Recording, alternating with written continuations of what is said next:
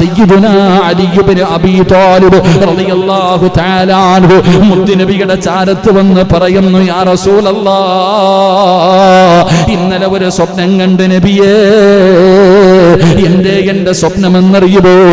എന്റെ പരിചയമുണ്ടല്ലോ, അല്ലാഹുവേ പടച്ചവനെ. അതാ അലി റളിയല്ലാഹു തആല അൻഹു പറയുകയാണ്, യുദ്ധത്തിന് പോകുമ്പോൾ ധരിക്കുന്ന ഒരു പടയങ്കിയുണ്ട്, വെട്ടുകൊള്ളാതിരിക്കാൻ, അമ്പ് കൊള്ളാതിരിക്കാൻ. അതാ ധരിച്ചിരുന്ന ഒരു പടയങ്കിയുണ്ട്, അത് താഴെ വീഴുന്നതായ സ്വപ്നം കണ്ടു നബിയേ. അല്ലാഹുവിന്റെ റസൂല് പറഞ്ഞു, അലിയേ, നിന്റെ ഏറ്റവും വലിയ ശക്തി ഞാനാണ് അലിയേ, നിന്റെ ഏറ്റവും വലിയ ശക്തി ഞാനാണ്. അലിയാര് തങ്ങളുടെ ഏറ്റവും വലിയ ശക്തി അല്ലാഹുവിന്റെ റസൂലാണ്. പടച്ചവനെ, അവിടത്തെ പടയങ്കി താഴെ വീഴുന്നതായി കണ്ടോ? അതെന്റെ വഫാത്തിന്റെ അടയാളമാ. ഓരോ സ്വഹാബികളും സ്വപ്നം കാണുകയാണ്. അല്ലാഹുവിന്റെ പ്രവാചകൻ സല്ലല്ലാഹു അലൈഹി വസല്ലമ തങ്ങളുടെ മൂത്താപ്പയുടെ മകനാണ് അബ്ബാസ് റളിയല്ലാഹു തആല അൻഹു. അവിടെന്ന് പറയുന്നു, യാ റസൂലല്ലാഹ്, ഇന്നൽ ഖമറ ഉർഫിഅ മിനൽ അർളി. അവിടെന്ന് പറയുന്നു, ഭൂമിയിൽ നിന്ന് ഒരു വലിയ ചന്ദ്രനുണ്ടല്ലോ, ഭൂമി മുഴുവനും നിറഞ്ഞു നിൽക്കുന്ന ഒരു ചന്ദ്രൻ ആകാശത്തേക്ക് ഉയർന്നു പോകുന്നതായി ഞാൻ സ്വപ്നം കണ്ടു നബിയേ. എന്താണ് അതിന്റെ അർത്ഥമെന്ന് ചോദിക്കുമ്പോ റസൂലുള്ളാഹ് പറഞ്ഞു കൊടുക്കുകയാ, അബ്ബാസേ, അതെന്റെ വഫാത്തിന്റെ അടയാളമാ. പല സ്വഹാബാക്കൾക്കും അവിടെ നിന്ന് സ്വപ്നം കാണുകയാണ്. വഫാത്തിന് മുമ്പ് പ്രവാചകന് പലരോടും സൂചന കൊടുത്തിരുന്നു, മറക്കാൻ കഴിയാത്ത ഒരു സൂചനയാണ്. മഹാനായ മുആദ് റളിയല്ലാഹു തആല അൻഹു പ്രവാചകൻ ഒരുപാട് സ്നേഹിച്ച മുആദ് തങ്ങൾക്ക് പ്രവാചകനോട് വലിയ സ്നേഹമായിരുന്നു. അല്ലാഹുവിന്റെ പ്രവാചകനും വല്ലാത്ത സ്നേഹമായിരുന്നു. യമനിന്റെ ഗവർണറായി മുആദ് റളിയല്ലാഹു തആല അൻഹു യാത്രയ്ക്ക് വേണ്ടി തീരുമാനിക്കുകയാണ്. അവിടെ നിന്ന് യാത്രയ്ക്ക് വേണ്ടി തയ്യാറെടുക്കുമ്പോ അല്ലാഹുവിന്റെ പ്രവാചകൻ സല്ലല്ലാഹു അലൈഹി വസല്ലമ തങ്ങൾ അവിടെ നിന്ന് പറയുകയാണ്, ഇന്നക അസാ അൻ തൽഖാനി ബഅദ ആമി ഹദാ. മുആദ് റളിയല്ലാഹു തആല അൻഹുവിനെ പ്രവാചകൻ അവിടുത്തെ വാഹനത്തിന്റെ മുകളിൽ കയറ്റുകയാണ്. മുആദ് തങ്ങൾ ഒട്ടകത്തിന്റെ മുകളിൽ കയറി റസൂലുള്ളാഹി തങ്ങൾ ഒട്ടകത്തിന്റെ താഴെ ഇങ്ങനെ പിടിച്ചുകൊണ്ട് മുആദ് റളിയല്ലാഹു തആല അൻഹുവിന്റെ കുതിരയുടെ കൂടെ നടന്നു പോവുകയാ. അത് വല്ലാത്ത ഒരു രംഗമാണ്, ഒരിക്കലും അങ്ങനെ കാണാൻ കഴിയില്ല. അതാ മുആദ് റളിയല്ലാഹു തആല അൻഹു അതാ ഒട്ടകത്തിന്റെ മുകളില്, മുത്തുനബി അതാ താഴെ ഇങ്ങനെ നടന്നു പോവുകയാണ്. വല്ലാതെ അത്ഭുതത്തോടെ നോക്കുകയാണ്. അങ്ങനെ മുആദ് റളിയല്ലാഹു തആല അൻഹുവിന് ഇങ്ങനെ നടന്ന് പോകാ സമയമാകുമ്പോ, അവിടെ നിന്ന് പിരിയാ സമയമാകുമ്പോ അല്ലാഹുവിന്റെ പ്രവാചകൻ വിളിക്കുന്നു, മുആദേ, ഇനി നീ തിരിച്ചു വരുമ്പോ, ഇനി ഒരു വർഷം കഴിഞ്ഞാണ് തിരിച്ചു വരുന്നത്, ഒരുപാട് നാള് കഴിഞ്ഞിട്ടാണ് മുആദ് തങ്ങൾ തിരിച്ചു വരുന്നത്. ഒരു നാടിന്റെ ഗവർണറായിട്ട് പോവുകയാണ്. അല്ലാഹുവിന്റെ റസൂൽ അവിടെ നിന്ന് പറയുകയാ, മുആദേ, ഇനി നീ തിരിച്ചു വരുമ്പോ എന്നെ കാണണമെന്നില്ല. എന്റെ ഖബറിന്റെ ചാരത്തുകൂടെ, എന്റെ പള്ളിയുടെയും ഖബറിന്റെ ചാരത്തുകൂടെ നീ നടന്നു പോകാം മുആദേ. അല്ലാഹുവിന്റെ റസൂലങ്ങ് പറയുമ്പോ മുആദ് റളിയല്ലാഹു തആല അൻഹുവിന്റെ കണ്ടടങ്ങൾ നിറഞ്ഞൊഴുകുകയാണ്. ഇനി തിരിച്ചു വരുമ്പോ ചിലപ്പോ നീ എന്റെ ഖബറിന്റെ ചാരത്തുകൂടെ നടന്നു പോകാം. അല്ലാഹുവിന്റെ റസൂലിന്റെ പറച്ചിൽ കേട്ടപ്പോ മുആദ് തങ്ങളുടെ നെഞ്ചു പിടയുകയാ. മുത്തുനബിയുടെ വഫാത്തോ, അല്ലാഹുവിന്റെ റസൂലിന്റെ വഫാത്തോ അവിടെ നിന്ന് സഹിക്കാൻ കഴിയുന്നില്ല. വല്ലാതെ തേങ്ങുകയാണ്. വാഹനത്തിന്റെ മുകളിൽ ഇരുന്നു കൊണ്ട് വല്ലാതെ കരയുമ്പോ റസൂലുള്ളാഹി തങ്ങൾ പറഞ്ഞു കൊടുത്തു, മുആദേ, ഇന്ന ഔലന്നാസി ബി ഇല്ലൽ മുത്തഖൂൻ. മഷൂർ മുആദ് റളിയല്ലാഹു തആല അൻഹുവിനോട് പ്രവാചകൻ അവിടുന്ന് പറഞ്ഞു കൊടുത്ത കാര്യമെന്തെന്നറിയുമോ? നാളെ പ്രവാചകരോട് ഏറ്റവും അടുത്തവരാരെന്നറിയുമോ? മുത്തുനബി വല്ലാതെ ഇഷ്ടപ്പെടുന്നവരാരെന്നറിയോ? അല്ലാഹുവിനെ ഭയന്ന് ജീവിച്ചവരാ, അല്ലാഹുവിന്റെ സ്മരണയിൽ കഴിഞ്ഞവരാ. അതുകൊണ്ട് എന്റെ പ്രിയപ്പെട്ട സഹോദരങ്ങളോട് അല്ലാഹുവിന്റെ പ്രവാചകന്റെ മുന്നിലേക്ക് മുഖറബുൽ അംലാഖ് മലക്ക് ജിബ്രീൽ അലൈഹിസ്സലാം ഇറങ്ങി വന്നിട്ട് അവിടെന്ന് പറയുന്നു, നബിയേ തയ്യാറായിക്കോ, തയ്യാറായിക്കോ. എന്റെ പ്രിയമുള്ളവരെ, സ്വഹാബത്തിലെ ഓരോ വ്യക്തികളും അവിടെന്ന് സ്വപ്നം കണ്ടു. അതിന്റെ വിവക്ഷ പറഞ്ഞപ്പോ തന്നെ പലരും കരയാൻ തുടങ്ങി. അവർക്ക് താങ്ങാൻ കഴിയില്ലായിരുന്നു. കാരണം അവര് പ്രവാചകനെ സ്നേഹിച്ചത് അത്രയ്ക്കും വലുതായിട്ടാണ്. അവരുടെ ഉപ്പയേക്കാൾ, അവരുടെ ഉമ്മയേക്കാൾ മഹാനായ സയ്യിദുനാ അബൂ ഹുറൈറ റളിയല്ലാഹു തആല അൻഹു ഒരു ദിവസം പള്ളിയിലേക്ക് നടന്നു വരികയാണ്. അബൂ ഹുറൈറ തങ്ങളുടെ മുഖം വല്ലാത്ത പ്രയാസത്തിലാ. പള്ളിയുടെ ഒരു മൂലയിൽ വന്നിരുന്ന് കരയുകയാണ്. അല്ലാഹുവിന്റെ റസൂൽ ആ രംഗം കണ്ടിട്ട് അവിടെന്ന് ചോദിക്കുന്നു, അബൂ ഹുറൈറ, എന്തേ നിനക്ക് പറ്റിയത്? എന്തേ നിനക്ക് പറ്റിയത്? അബൂ ഹുറൈറ തങ്ങൾ കരഞ്ഞുകൊണ്ട് പറഞ്ഞു, നബിയേ എനിക്ക് സഹിക്കാൻ കഴിയുന്നില്ല നബിയേ, എനിക്ക് സഹിക്കാൻ കഴിയുന്നില്ല. എന്തേ കാരണമെന്ന് റസൂലുള്ളാഹി തങ്ങൾ ചോദിക്കുമ്പോ അബൂ ഹുറൈറ റളിയല്ലാഹു തആല അൻഹു പറയുകയാണ്, യാ റസൂലല്ലാഹ്, എന്റെ ഉമ്മ നിങ്ങളെ ചീത്ത വിളിക്കുന്നു നബിയേ. അബൂ ഹുറൈറ റളിയല്ലാഹു തആല അൻഹുവിന്റെ ഉമ്മ മുസ്ലിമായിട്ടില്ല. എന്നും ഉമ്മാനെ ഉപദേശിക്കും, മുത്തുനബിയെ കുറിച്ച് പറഞ്ഞു കൊടുക്കും, ഇസ്ലാമിനെ കുറിച്ച് പറഞ്ഞു കൊടുക്കും. ഇത് പറയുന്ന സമയത്തല്ലാ ഉമ്മ മുത്തുനബിയെ മോശമായി പറയുകയാ.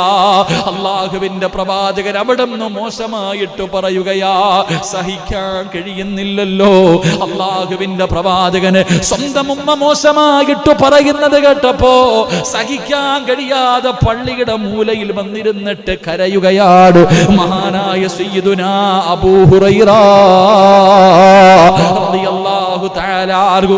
എന്നിട്ട് മുത്തുനബിയുടെ കയ്യിൽ പിടിച്ചിട്ട് പറയുന്നു, നബിയേ സഹിക്കാൻ കഴിയുന്നില്ല നബിയേ, എന്റെ ഉമ്മയല്ലേ നബിയേ, അങ്ങയെ കുറിച്ച് മോശമായി പറയുന്നത് താങ്ങാൻ കഴിയുന്നില്ല. അതുകൊണ്ട് എന്റെ ഉമ്മാന് ഹിദായത്ത് കിട്ടാ ഒന്ന് ദുആ ചെയ്യുമോ യാ റസൂലല്ലാഹ്?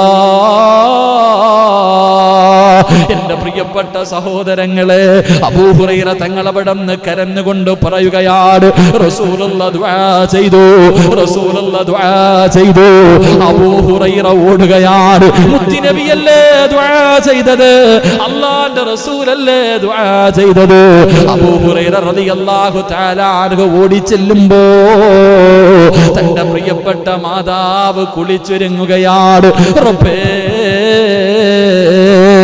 മുത്തുനബിയെ ചീത്ത വിളിച്ച അബൂ ഹുറൈറയുടെ ഉമ്മ, മുത്തുനബിയെ മോശമായി പറഞ്ഞ അബൂ ഹുറൈറ റളിയല്ലാഹു തആല അൻഹുവിന്റെ ഉമ്മ അവിടുന്ന് പരിശുദ്ധമായ ദീനിന്റെ കൊടിക്കീഴിലേക്ക് അവിടുന്ന് കടന്നു വന്നു എന്ന് ചരിത്രം പറയുമ്പോ സ്വന്തം ഉമ്മ പോലും മുത്തുനബിയെ മോശമായി പറഞ്ഞപ്പോ സഹിക്കാൻ കഴിയാത്ത സഹാബത്ത് മറക്കാൻ കഴിയോ?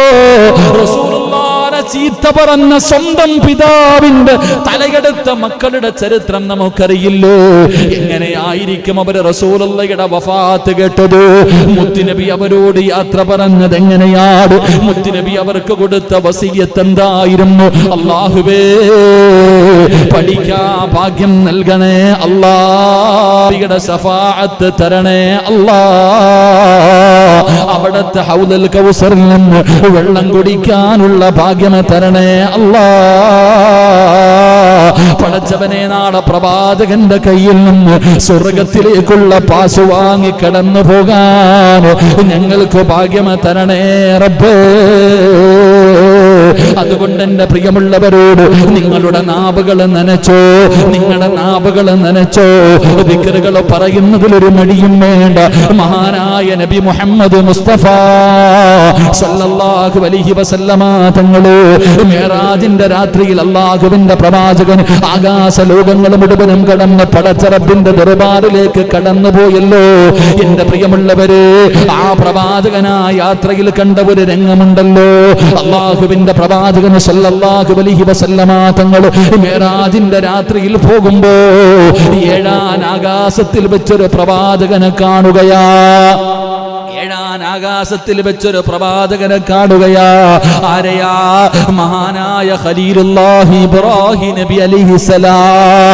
ഇബ്രാഹിം നബി അലൈഹിസ്സലാമിനെ ഏഴാം ആകാശത്തിൽ വെച്ച് മുത്തുനബി കണ്ടുമുട്ടുമ്പോ ഇബ്രാഹിം നബി പറഞ്ഞു കൊടുക്കുകയാണ്. ഇബ്രാഹിം നബി പറഞ്ഞു കൊടുത്ത് മുത്തുനബിയോട്, നബിയേ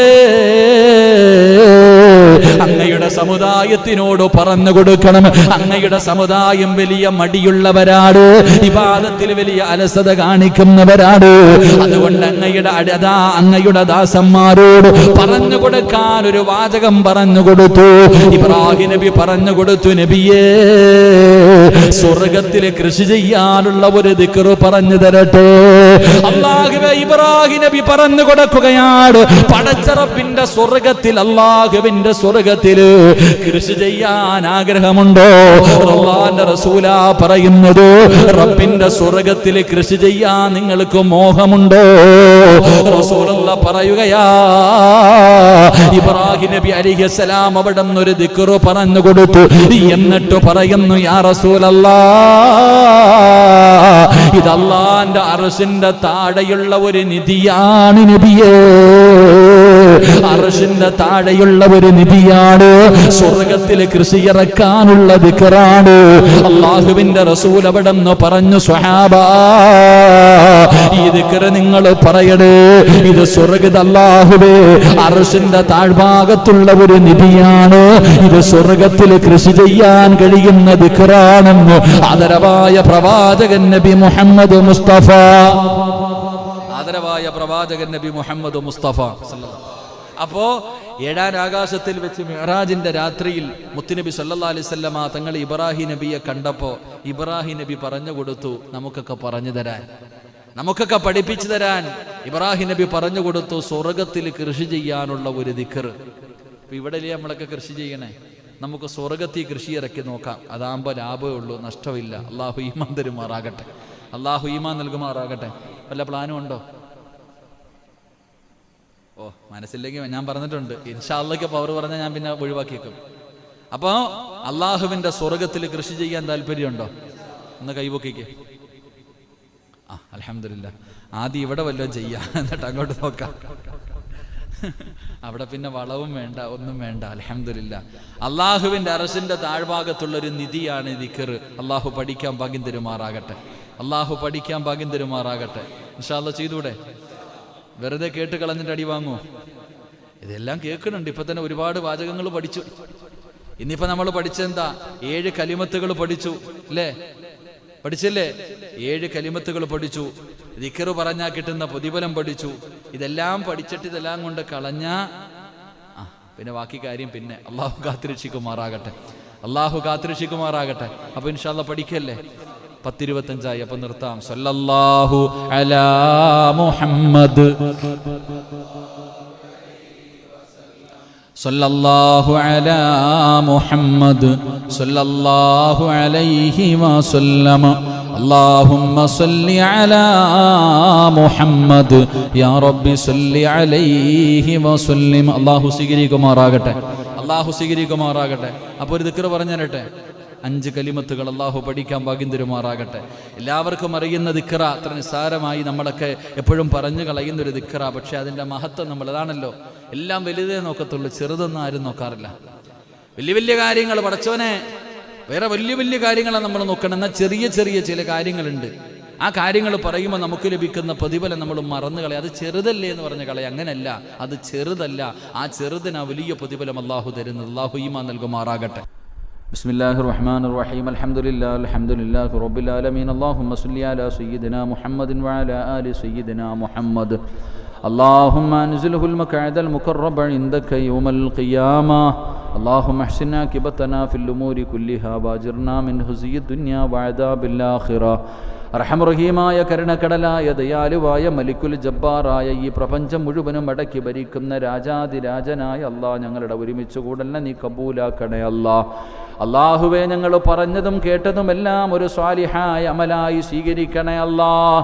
പടച്ചവനെ റബ്ബേ, ഞങ്ങൾ ഒരുമിച്ച് കൂടിയത് എന്തിനു വേണ്ടിയാണെന്ന് നിനക്കറിയാം പടച്ചവനെ. അല്ലാഹുവേ, ഞങ്ങളുടെ ജീവിതത്തിൽ വന്നുപോയ സർവ്വ അപരാധങ്ങളും നീ പുറത്തു മാപ്പാക്കണേ അല്ലാഹ്. അല്ലാഹുവേ, എത്ര വലിയ പാപം ചെയ്താലും നീ പുറത്തു തരാൻ കഴിവുള്ളവനാണല്ലോ റബ്ബേ. നീ കരുണക്കടലാണല്ലോ റബ്ബേ. നീ ദയാലുവാണല്ലോ റബ്ബേ. തൗബ ചെയ്യുന്നവരെ നിനക്ക് വലിയ ഇഷ്ടമാണല്ലോ അല്ലാഹ്. അല്ലാഹുവേ, ഈ നീട്ടുന്ന കയ്യ നീ തട്ടിക്കളയല്ലേ പടച്ചവരെ. ഈ നീട്ടുന്ന കയ്യ നീ തട്ടിക്കളയല്ല പടച്ചവനെ. ഞങ്ങളുടെ പ്രയാസങ്ങൾ മാറ്റണേ തമ്പുരാന്. പടച്ചവനെ, ഇവിടെ നിന്നിറങ്ങി പോകുമ്പോൾ സർവ്വ പാപങ്ങളും പൊറുത്തവരായി നിലയിൽ നീ ഞങ്ങളെ യാത്രയാക്കണേ അല്ലാഹ്. അല്ലാഹുവേ, ഞങ്ങളുടെ മാതാപിതാക്കളിൽ മരണപ്പെട്ടവരുടെ ഖബറിടം വിശാലമാക്കണേ റബ്ബേ. അവരുടെ മണ്ണറ മണിയറയാക്കണേ അല്ലാഹ്. സ്വർഗ പൂങ്കാവനമാക്കണേ അല്ലാഹ്. സ്വർഗത്തിന്റെ കവാടം തുറന്നു കൊടുക്കണേ അല്ലാഹ്. ജീവിച്ചിരിക്കുന്ന മാതാപിതാക്കൾക്ക് ആഫിയത്തും ദീർഘായുസ്സും നൽകണേ അല്ലാഹ്. അവരുടെ പൊരുത്തം കിട്ടിയ മക്കളാക്കണേ അല്ലാഹ്. പടച്ചവനെ, അറുത്തു മുറിക്കുന്ന രോഗങ്ങളെ തൊട്ട് ഞങ്ങളെയും ഞങ്ങളുടെ കുടുംബങ്ങളെയും നീ കാത്തിരക്ഷിക്കണേ അല്ലാഹ്. ദുനിയാവിലിട്ട് നരകിപ്പിക്കല്ല റബ്ബേ. ക്യാൻസർ തരല്ലേ അല്ലാഹ്. ട്യൂമർ നൽകല്ലേ അല്ലാഹ്. കിഡ്നി തകർത്ത് കളയല്ലേ അല്ലാഹ്. അറുത്തു മുറിക്കല്ലേ അല്ലാഹ്. ഈ ദുനിയാവിലിട്ട് നരകിപ്പിക്കല്ല അല്ലാഹ്. പടച്ചവനെ, ഞങ്ങളുടെ മക്കളെ നീ സ്വാലിഹീങ്ങളാക്കണേ അല്ലാഹ്. കണ്ണിന് കുളിർമയുള്ള മക്കളാക്കണേ അല്ലാഹ്. ദുനിയാവിലും ആഖിറത്തിലും ഉപകരിക്കുന്ന മക്കളാക്കണേ അല്ലാഹ്. കരുണക്കടലായ റബ്ബേ, ഞങ്ങളുടെ ഭാര്യമാര് നീ സ്വാലിഹത്തുകളാക്കണേ തമ്പുരാന്. ആഫിയത്തും ദീർഘായുസ്സും നൽകണേ തമ്പുരാന്. അല്ലാഹുവേ, എപ്പോ എവിടെ വെച്ചാണ് മരിക്കുന്നതെന്നറിയില്ല അല്ലാഹ്.